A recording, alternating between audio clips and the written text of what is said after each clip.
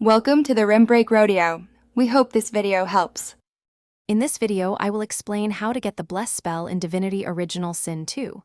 First, you'll want to make your way to the Dark Cavern, which is located beneath Fort Joy.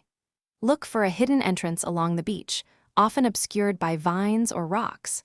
Once inside, proceed carefully through the initial sections, keeping an eye out for any traps or minor enemies you might encounter on your path.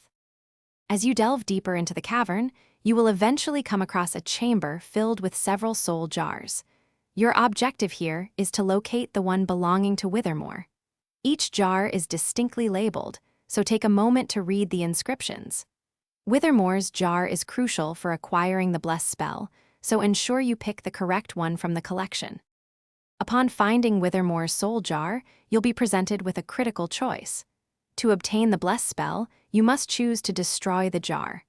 This act will release Withermore's spirit, allowing him to finally find peace. This decision is irreversible, so be certain of your choice before proceeding. It is the only way to learn the powerful Bless ability. Immediately after destroying the soul jar, Withermore's spirit will manifest before you. In gratitude for freeing him, he will impart the knowledge of the Bless spell directly to your character. This essential ability allows you to remove cursed surfaces and grant a beneficial status effect. Remember, casting Bless consumes one source point, so manage your resources wisely. Thanks for watching. Consider subscribing if we helped you.